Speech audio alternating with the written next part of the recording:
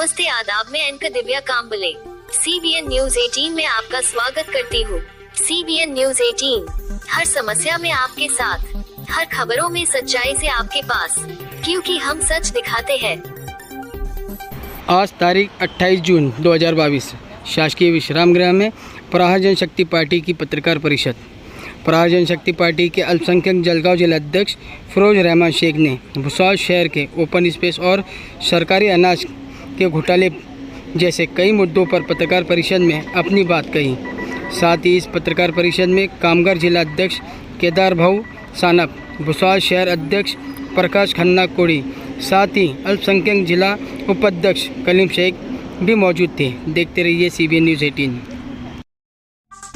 सभी पत्रकार बंधुओं को हमारी तरफ से जय प्रहार, जय हिंद, जय महाराष्ट्र।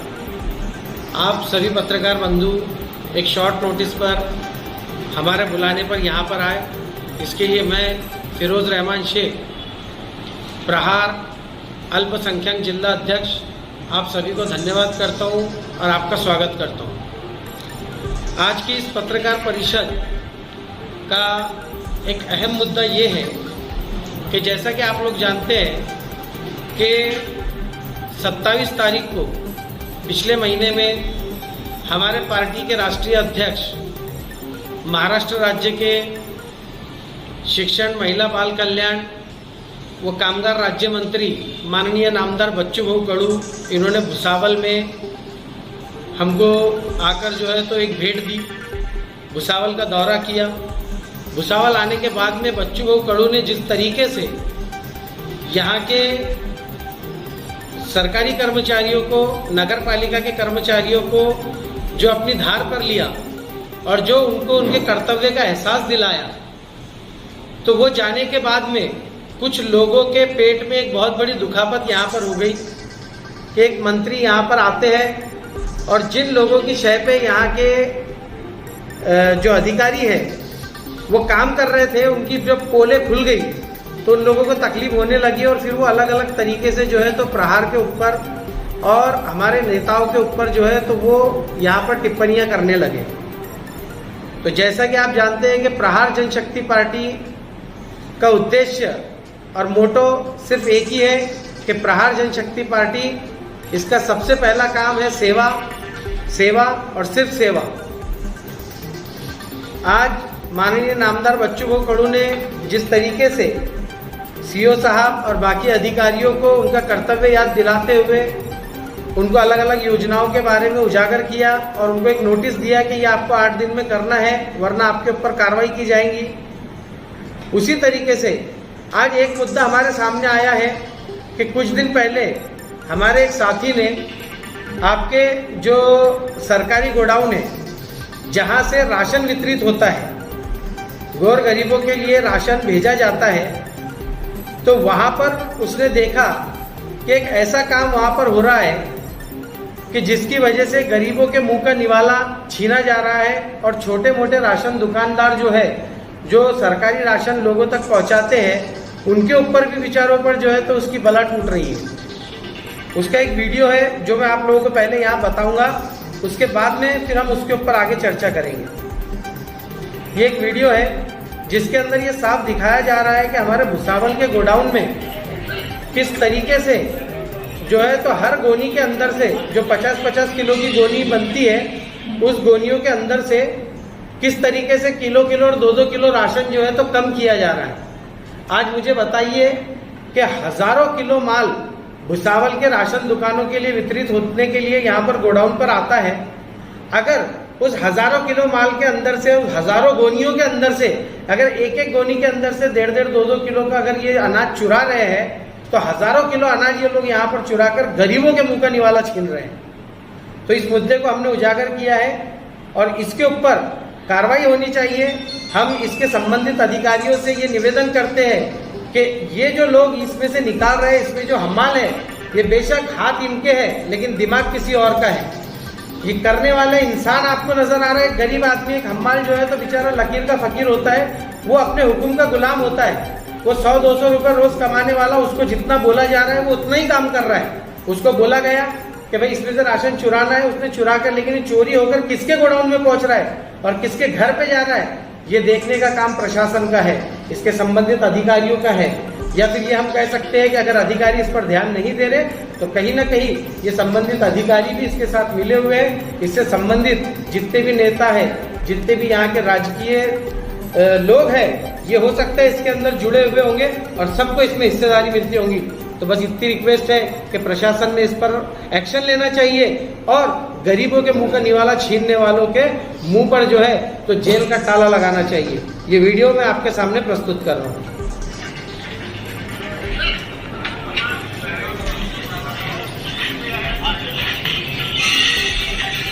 ये भुसावल के सरकारी गोडाउन का वीडियो है। हर गोनी में से वजन करके बाकायदा किलो 1.5 किलो राशन चुराया जा रहा है।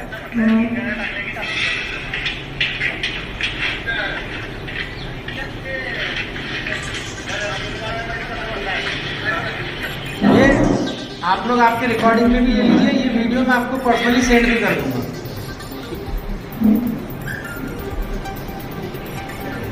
हो गया मैम। आप लोगों के कानों तक जो पहुंचानी है वो ये है कि खड़का रोड के ऊपर, जैसा कि मैंने जब माननीय नामदार बच्चू को कड़ो आए थे, मैंने उस वक्त भी कहा था, आप लोग भी देख रहे होंगे, आप लोग भी जानते होंगे कि वहां पर जाम मोहल्ले के अंदर अमरदीप टॉकीज से अंबेडकर पुतले से लेके तो पुल तक एक रोड बनाया गया था। जाम मोहल्ले के कुछ हिस्से में जो है तो डामरीकरण के नाम पर रोड का काम शुरू किया गया था, जिसको आज 6 से 8 महीने हो गए। वहां पर सिर्फ खड़ी डालकर छोड़ दी गई है। उसके ऊपर उस रोड की जो लास्ट की जो 2 लेयर रहती है उसका काम अभी तक नहीं हुआ है, जिसकी वजह से वहां पर हादसे हो रहे हैं। लोगों के जो है तो गिरने की वजह से हाथ पैर टूट रहे हैं।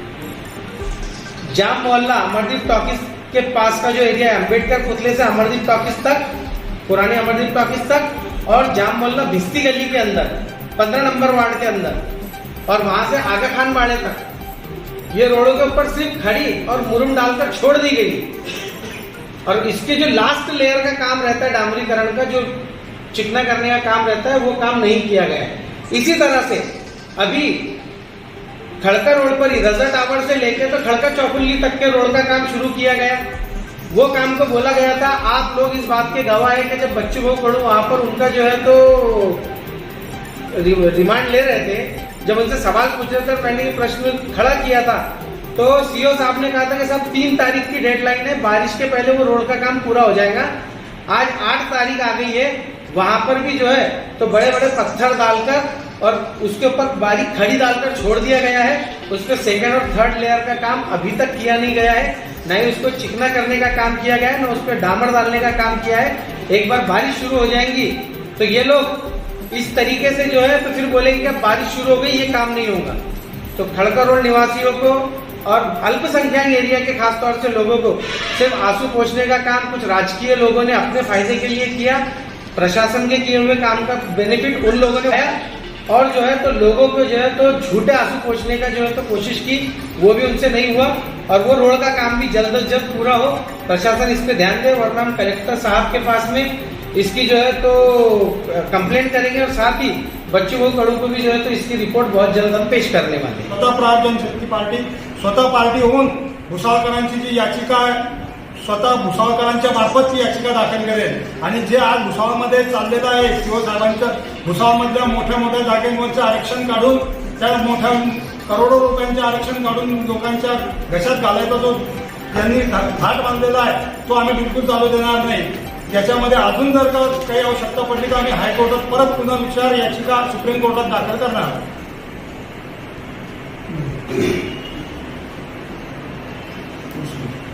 67/68/1+5 व 68/2 म्हणजे एक निर्गमित यांनी त्याच्यामध्ये भाऊसाहेब देशमुखांनी सुप्रीम कोर्टाने यांच्याकडे लिहून दिले असल्यामुळे त्याच्यावरचं रिझर्वेशन उठवलं गेलेलं आहे।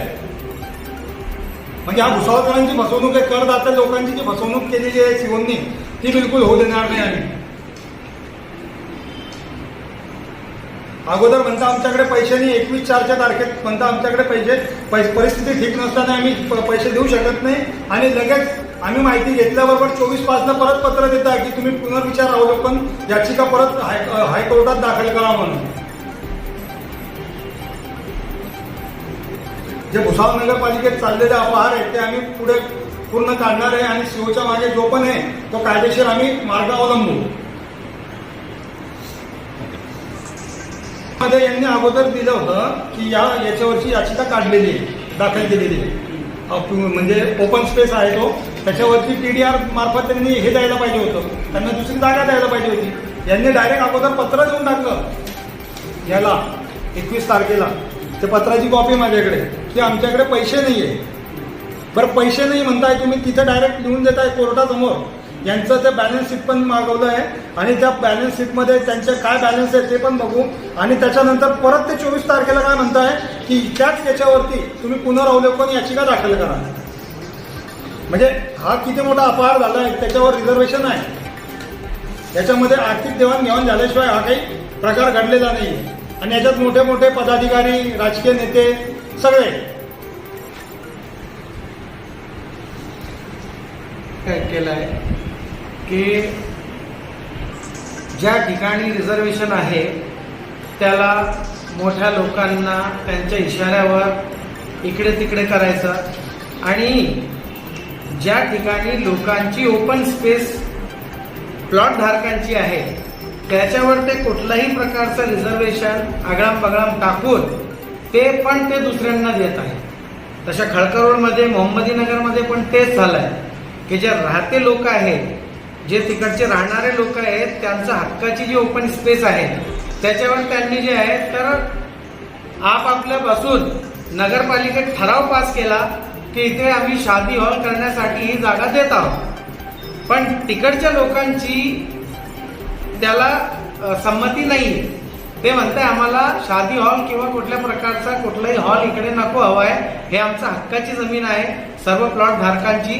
तर ही जागेवर आम्हाला कुठल्या प्रकारचा काही न देता ही जागा आम्हाला मोकळी जे आहे तर बागीचा म्हणून करून द्या, आमच्या मुलांसाठी खेळण्यासाठी आणि जे वयस्कर लोक आहेत त्यांच्या फिरण्यासाठी आम्हाला गार्डन करून द्या.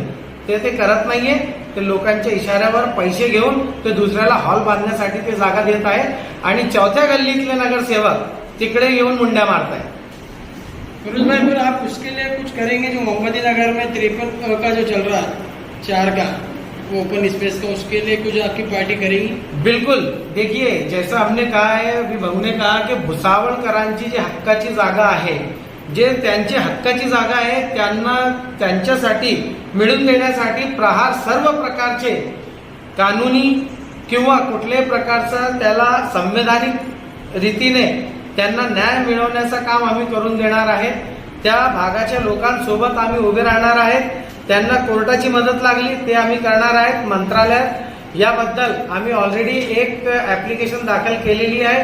अजून आम्ही आमच्या मंत्री महोदयांना हे विनंती आणि कलेक्टर साहेबांना देणार आहे की इकडे जे लोकांची हक्कांची जागा आहे 53/4 तो वहां पे जो है तो जिस तरीके से इन्होंने रिजर्वेशन डालने की कोशिश की और किसी के इशारे पर जो है तो वहां पर दूसरे को पैसे लेकर जो है तो ये हॉल बनाने की परमिशन दे रहे हैं, जिसके अंदर मतलब सतारे के तरफ के नगर सेवक आके वहां पे हस्तक्षेप कर रहे हैं. भाई तुम्हारा क्या लेना देना है, वहां के रहने वाले लोगों का मामला है, वहां का नगर सेवक देखेंगे, वहां के लोग देखेंगे. आप वहां आकर दे रहे हैं मतलब कहीं ना कहीं इनकी भी हिस्सेदारी वहां पर मौजूद है. ये हिस्सेदारी लेने और देने का जो काम नगर पालिका में चल रहा है इंशाल्लाह ये ज्यादा दिन चलेगा नहीं. जब तक प्रहार यहाँ पर है इनके ये लेने देने, इनके ये जो है तो 2 नंबर के काम बहुत जल्दी इंशाल्लाह हम बंद कराएंगे और इनको जो है तो इसका मुंहतोड़ जवाब देंगे.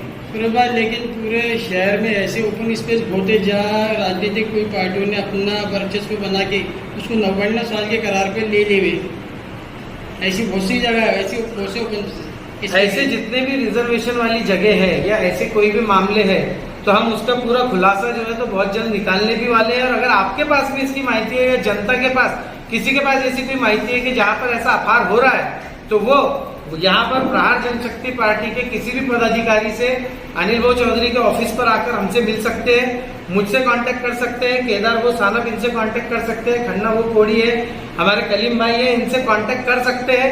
आप कांटेक्ट कीजिए, हमें बताइए, आपको आपका हक दिलाने का काम प्रहार जनशक्ति पार्टी की तरफ से किया जाएगा, क्योंकि प्रहार जनशक्ति पार्टी का काम ही है कि हम जात पात धर्म को बाजू में रख के लोगों को न्याय और हक दिलाने का काम करते हैं। झालेला आहे की घरकुल ज्या लोकांना खरोखर द्यायचे आहे ते घरकुल फुकटमध्ये देणार आहे, याचं शासनाची स्कीम आहे। पण आपण जर एखादी टायमाला त्यांचे आधार कार्ड मागवतो ते मागवतो, त्याच्या मागे काय उद्देश आहे? खरोखर जर घरकुल द्यायचे असेल तर तुम्ही पुढे या आणि त्या लोकांकडून चाराने सुद्धा नको द्या। जर मी म्हणे की तुम्ही घरकुल देत आहे त्या लोकांना, आतापर्यंत तुम्ही आले, बच्चू भाऊचा आवाज आला म्हणून तुम्ही पुढे आले, मग आतापर्यंत काय झोपले होते? निवडणूक आली म्हणजे तुम्ही याचं या लोकांना पुढे करायचं, 4 लोक घेऊन यायचे, त्याच्यामध्ये यांचेच लीडर असतं एखादी, त्या लीडर काय करतो, त्या 4-5 लोकांनी भूलतापा देतो, घेऊन येतो। हा एक विषय आहे। तर घरकुल कोणी देऊ शकत नाही, घरकुल प्रहारच देऊ शकणार आहे, म्हणजे कोणाच्या भूलतापाला पडू नका, कोणाला चाराने देऊ नका।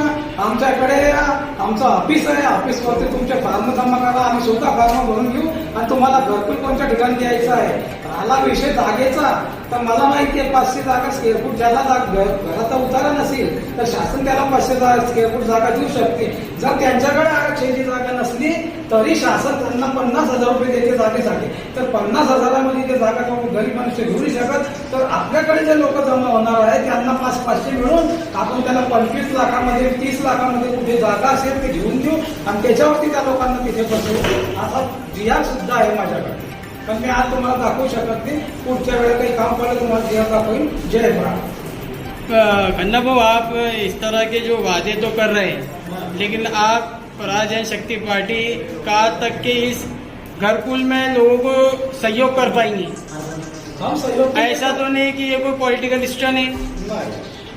ये हमारा पार्टी का स्टंट नहीं है, राजकारण खेलने वाले खेलते रहेंगे, बाकी हम वो जो काम करने वाली टीम है इनको सब अभ्यास हो गए रही थी। कैसा रहता इलेक्शन आते तो राजनीतिक पार्टियां ऐसी ये टाइम पे ऐसी दावे करती कि हम ये करेंगे, हम वो करेंगे। अभी जो घरकुल का जो आपने मुद्दा लाए बहुत अच्छा है, लेकिन आप उसमें सफल कहाँ तक के हो पाएंगे? सफल हो तक पाएंगे क्या है, हम लोगों का भी निवेदन और पत्र निकालेंगे, लोगों को हाउस स्पीकर पर या कोई भी बात पर ऐसे मेजर डालेंगे जिसको फॉर्म भरने के है, जिसको घरकुल होना, उनको हम ऑफिस पर बोला, हमारे ऑफिस तक वो आते हैं तो उनका फॉर्म भर लेंगे, हमारे से होगा तो हम उनको घरकुल दिलाने वाले। ये 2022 के अंदर, ये 6 महीने बाकी है अपने पास, 6 महीने में जितने लोग आएंगे उनको घरकुल दिलाएंगे, ये अपना वादा है।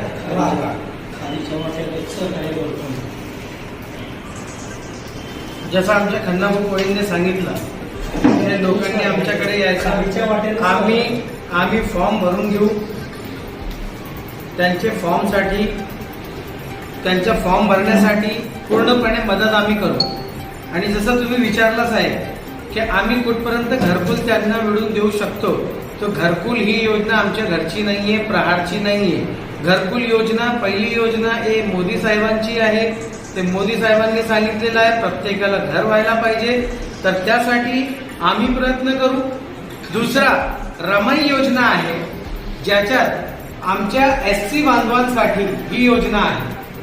तर ही जे दोघे योजना, एक राज्य सरकारची, केंद्र सरकारची ही योजना आहे। राज्य सरकार आणि केंद्र सरकार घर देण्यासाठी तयार आहे, त्यांनी फंड काढलेले आहेत, पण जे लोकल प्रशासन बसलेलं आहे ते त्याच्याकडे दुर्लक्ष करतोय। जसं CO साहेबांना विचारल्यावर त्यांनी सांगितलं आमच्याकडे फक्त 200 ऍप्लिकेशन आले, 200-250, त्याच्यातून आम्ही 65 घर करून दिली। ते 65 कुठे झाले, काय झाले ते नंतरची गोष्ट आहे, पण भुसावळ सारख्या एवढ्या मोठ्या अवर्ग नगरपालिकेत फक्त 65 लोकांना घराची आवश्यकता आहे, म्हणजे फक्त 200 लोकांना घराची आवश्यकता आहे का? बरेचसे लोक आहेत जे बेघर आहेत, पण लोकांपर्यंत याची माहिती पोहोचली नाहीये। प्रहार जनशक्ती पार्टीचे नेते माननीय नामदार बच्चू कडू जेव्हा त्यांनी त्यांची कानउघडणी केली, तेव्हा त्यांनी जे आहे तर वृत्तपत्रात, पेपरमध्ये आणि या न्यूज चॅनलच्या माध्यमाने लोकांना विनंती केली आहे की तुम्ही फॉर्म भरा, कागदपत्रांची पूर्तता करा, तुम्हाला रमाई योजनेअंतर्गत आणि घरकुल योजनेअंतर्गत तुम्हाला घर देण्यात येईल. तर हे कोणामुळे झालं? फक्त प्रहारमुळे झालं. तर याच्या पुढेही प्रहारमुळेच लोकांना आम्ही मदत करू. प्रहारच्या वतीने लोकांची मदत केली जाईल. त्यांच्या फॉर्म भरण्यासाठी कुठल्याही नेत्यांनी येऊन, कुठल्याही पार्टीच्या माणसांनी येऊन जर तुम्हाला सांगितलं की आम्ही तुमचं घरकुलचं काम करून देतो, आम्हाला एवढे पैसे द्या, कोणाला 1 रुपया फेकून मारायची गरज नाहीये, फुकटात आम्ही तुमचं काम करून देऊ, तुमचे हक्काचे घर तुमच्यापर्यंत पोहोचण्याचं काम प्रहार जनशक्ती पार्टीच्या वतीने सर्व पदाधिकाऱ्यांच्या वतीने आम्ही करून देऊ. जय प्रहार, जय हिंद, जय महाराष्ट्र. मैं अलविदा लेती हूँ. आपकी अंक दिव्या कांबले. देखते रहिए CBN न्यूज 18. हर समस्या में आपके साथ, हर खबरों में सच्चाई से आपके पास, क्योंकि हम सच दिखाते हैं. हमारे CBN न्यूज 18 चैनल को सब्सक्राइब करें. जय हिंद, जय महाराष्ट्र.